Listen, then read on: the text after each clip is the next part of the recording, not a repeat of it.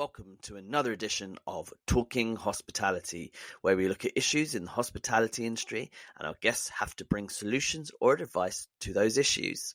This week, we're recording live at Lakefield Hospitality College, so be prepared to listen for police sirens, the dropping of a tray, and the random starting of a dishwasher, as we ask, how can we empower women in hospitality?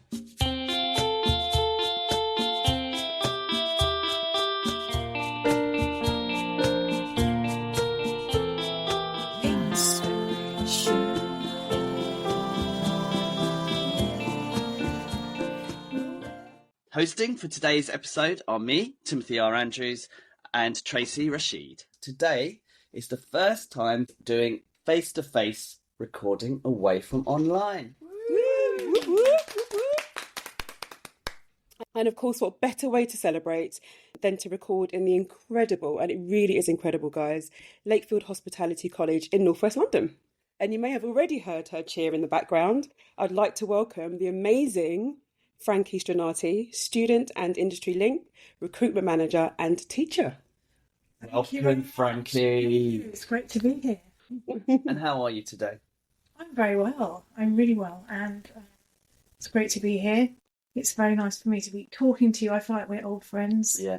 Even though we've actually only met a couple of times before. Yeah. But I think we have something really in common, which is the hospitality industry.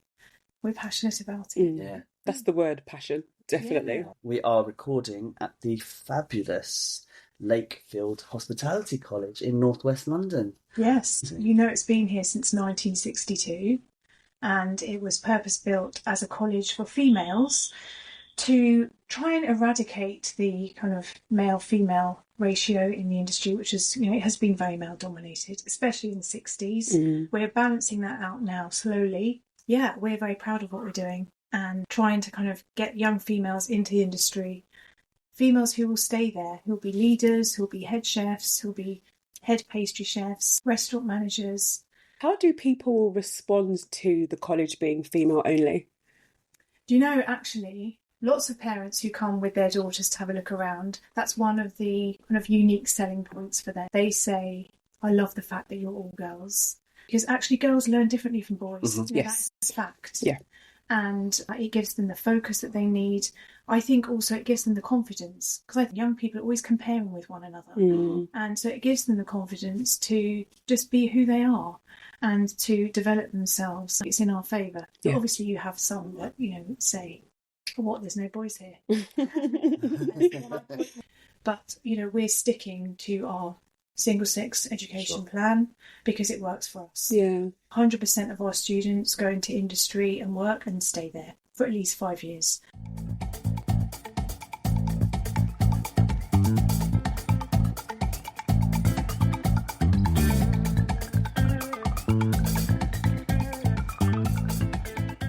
This morning when I was showing Tracy and Tim around, the girls are looking up to Tracy. She's an entrepreneur, she's got her own cake business, Essence of Cake, and of course some of them are aspiring to that. That's what they want to do. I think that kind of female role models in their lives are super important because you've been there and you've done it. Yes. Yes. And whoever made the tasty cake that I tried earlier, well done. It was delicious. It was, wasn't it? But I'm not the expert. But Tim, you ate it as well. Yeah, I did. I loved it. Yeah, it was definitely way faster than I did. Check, approved. Yeah. What about your background and how did you get to where you are today? And how did you get to be involved with Lakefield? Yeah, interesting questions. I actually trained as a primary school teacher. I didn't really want to go to university, to be honest. But in my day, it's not In my day, like everything was black and white. donkeys. Same age as us. But in my day, well, I actually applied to do hospitality management, and you know what? I didn't get in. Oh, I did not get in. So then I thought, I am the wrong person for this. I need to choose something else. One of my teachers at school said, why don't you do teaching? You'd be good at teaching. So I did teaching. I did a 4-year degree in education, and I actually loved it. And I'm glad I did it now. You know, I can use those skills. Yes. So then after I taught for 15 years, I thought hospitality's still in my mind. You know, I love being with people. I love looking after people. My grandparents actually had a cafe in King's Cross. Dad says he remembers as a 14-year-old boy coming back from school and drying teacups behind the counter, serving, taking fish and chip orders, etc. It's probably in my blood. Sure. My dad was the chef at home, and so it's always been there. So then I applied for the job at Lakefield. They were looking at the time for someone who knew the education system and who could be a kind of student rep and go into schools and get young people into the college and recruit. I studied the food and beverage NVQ level 2. Then I did some cocktail training, so I now teach cocktails. And I've really found my niche, and I'm really happy here, and I love what I do.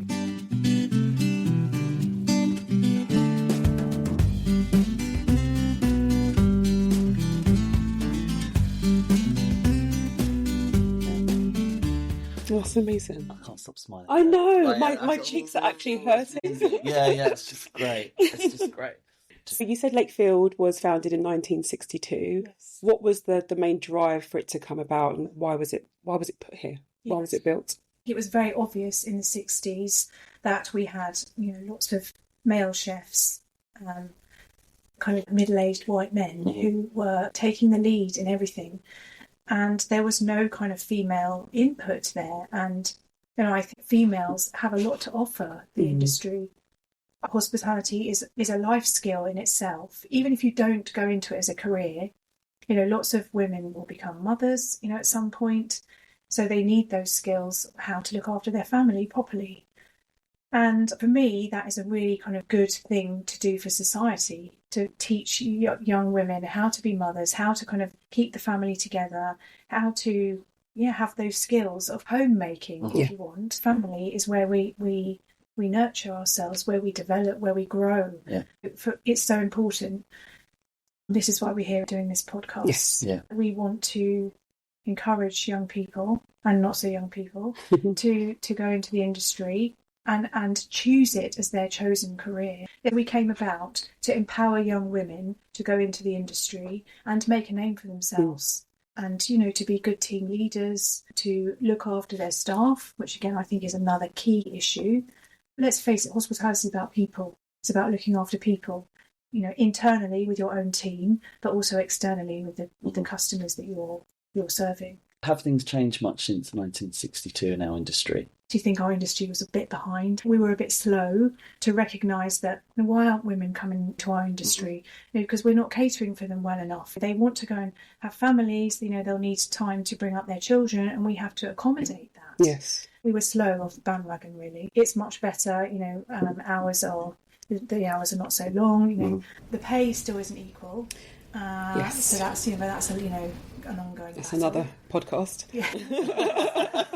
Write that down.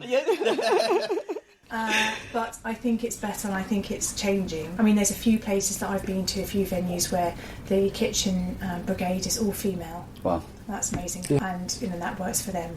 A good balance, always a good balance of men and women is because we all bring different things to the table, and neither one is better than the other. They're just different. Yes. But we all know that a great team is made up of, lots of different types of people with different personalities, different talents, different skills, and that's what makes a fantastic team. Yeah. And we have to embrace that.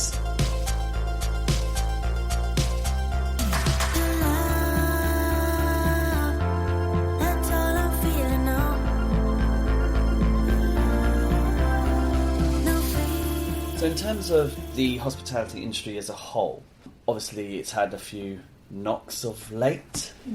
We say knocks. Very tame. Yeah, very tame, I think. What do you think some of the issues are in attracting and recruiting people within our industry right now? Do you know what? Maybe the small knocks is actually a good thing. I'm just thinking, as you're talking, Tim, that actually maybe this is a wake-up call for us, that actually maybe we need to look for our own industry professionals in the UK. We've been through Brexit, we've been through the pandemic. Suddenly we're stuck because, oh help, we've got no one coming from abroad. What do? We have to look for them here. And we certainly experienced that in Lakefield. I mean, the cohort I have this year are all British. British girls who want to do this as their chosen career.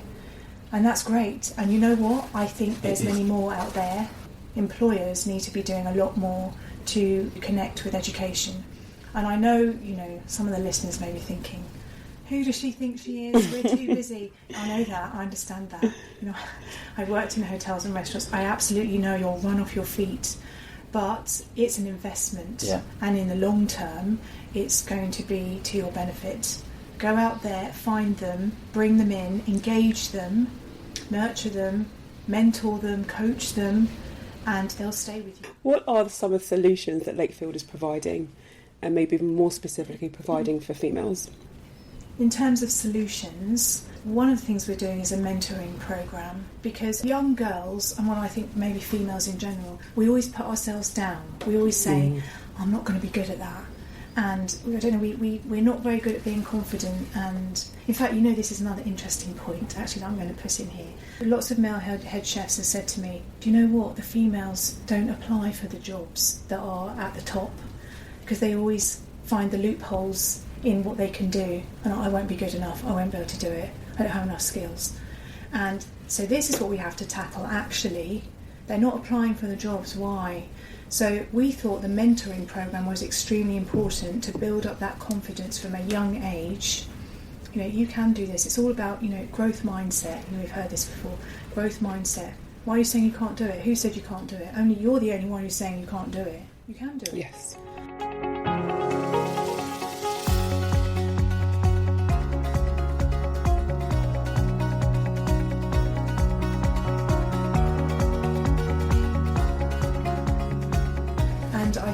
I think for us the mentoring programme, so the girls meet with their mentor. It's a professional mentor, and they will discuss how they're performing in the kitchen, what areas they feel they need to develop. And I've got some lovely stories of girls who've kind of been with us and how they've changed from beginning to end. And a lot of that, is down to the environment that we put them in that is positive. Yes, we tell them at times that's not good enough, you can do better than that. It's constructive though, you need that. Yes. It's all growth. It's all moving forward. That has been a really good solution to build the confidence from a young age, and to follow that through. We've also found that once they leave Lakefield, typically most of our students stay for 2 to 3 years. Once they leave Lakefield, they want to stay in contact. They don't just go. And it's just amazing how they keep coming back. Hi, I just came to say hi to everyone. Brilliant. And they go into the kitchen and the current students will say, where do you work now? What's it like? Is it good? Oh, great. So again, that is wonderful to see as well. And it happens very naturally. To be fair, Frankie, I want to come back, so I've only been here a day, so I don't blame them. Well, you can come back anytime you want.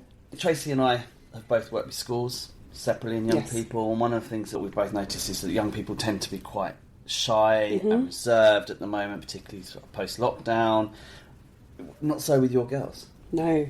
Like, no one was hiding, were they? The eye contact was real. It was there. And I love that. That shows confidence with someone. It shows they're comfortable in their being, that they're happy to look someone in the eyes. It's a real skill to be able to do that. They're showing confidence, which is what we've just been saying. But I think unless you put them in an environment where they feel accepted, they feel secure, they feel safe, feel that actually you've got their best interests at heart and you really want them to progress and to succeed, they can feel that. And so, therefore they're kind of happy to listen to the constructive criticism, to work harder, to push forward. So it works. Right. Definitely.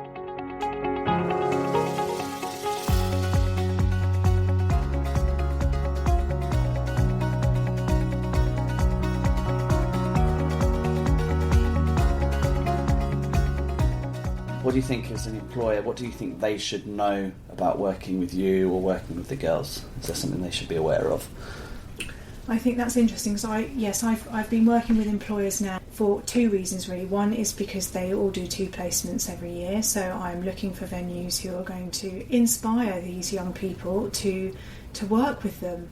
And I think it's often on the placements that a girl will come back and she'll say to me, Frankie, I'd really love to work there. I just love the vibe, I love the team. And then second is obviously when they leave here, part of my job is to have a conversation with them about, okay, what do you want to go, where do you want to work? The world is your oyster. You can go anywhere in the world you want. What do you want to do? And so the ball's in their court. Now, obviously I'm going to support them. I'm on LinkedIn and Instagram, so I'm aware of what's available, what's needed.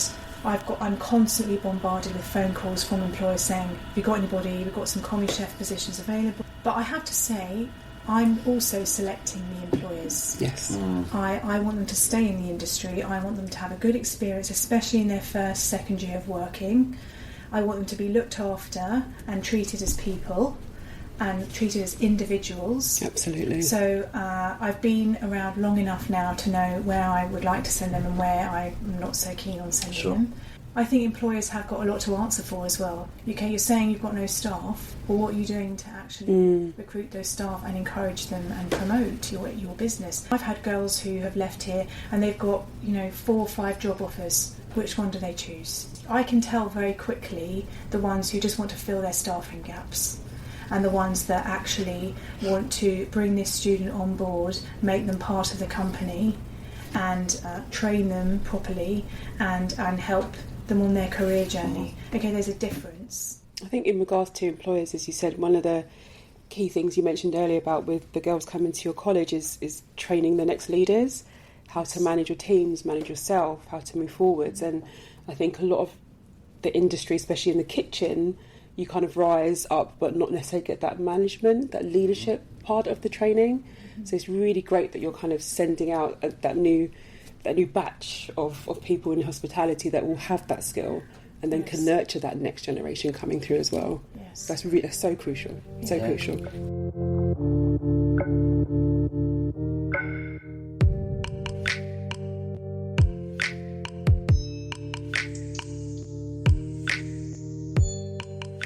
So you've talked a lot about the employers and how do they get in contact with you?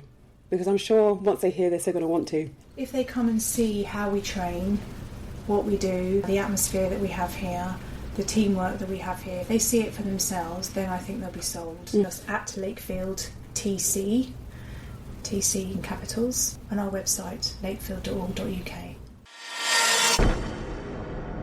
Oh, we've got a game. We're not done yet, Frankie. Oh no. Don't look so scared. Don't look so scared. If it's a competition or a game, I'll love it. So it's a game, and the game is you have 1-word answers. We ask you a question, we alternate it, and you have to say the first word that pops into your head. I love this game. Yeah? I love it.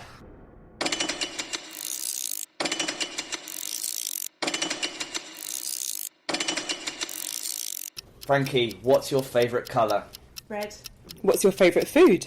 Spaghetti. What's your favourite thing to learn about? Hospitality. What's the best thing you have ever experienced? Cocktails at the Shard. Ooh, fancy. If you could have any superpower, what would it be? Oh, I've always wanted to be like, it's one word. Spider-Man. Spider-Man. Spider-Woman! Oh, yeah. Spider-Woman might be good, yeah. Do you share food, or is it best to be savoured individually? Oh, shared. What about you? I don't share food. What's the last emoji on your phone? Oh, the hug. Aww. What makes you happy? Being with people like you. What makes you sad? If I don't succeed. If you were offered the role of Mayor of London, would you take it? Yes. What do More you... funding. We'll get all the funding. What do you find really, really boring? Sleeping. What's your favourite thing about yourself? You can't ask me. If a stratus cloud is flat and smooth, and a cumulus cloud is light and fluffy, what does iCloud look like? Technical. What is the punchline to the funniest joke you have ever heard? I never remember punchlines. Is soy yogurt yogurt? Yes, it's yogurt. Have you ever had your eyes checked, or have they always been brown? Hazel. Right, if you won £1 million, what's the first thing you would spend it on? I'd invest it in Lakefield. Do you ever doubt the existence of others? Others are definitely exist. You are off the hook. You can have a glass of water and you can breathe again, Frankie. Did I get 10 out of 10? Well, What do you reckon? which scores are in? Let's just have a look. 77. Have you won? You're going to have to find out at the end of the series. thank you both so much. I hope you've both had fun. And Yes, definitely. And I hope the listeners have had as much fun as we have. And please do check out the links below. Sadly, that is all of this episode. But tune in next week where we'll have another fabulous guest who will be talking hospitality. Don't forget to like and subscribe wherever you get your podcasts. Thank you for listening and stay awesome. Bye, everybody. Bye. Adios. Don't forget, you can now get in contact with us via our website, www.talkinghospitality.com, via Instagram, Facebook, and TikTok by searching Talking Hospitality. Our website offers more episodes, blogs on the topics discussed, and training that is specific to the hospitality industry, designed to help you and your team develop their hospitality careers. Your support makes these conversations possible. Remember to like and subscribe wherever you get your podcasts, and stay tuned for more engaging discussions in the world of hospitality. Until next time, keep pushing boundaries and stay inspired. Thank you for listening, and goodbye.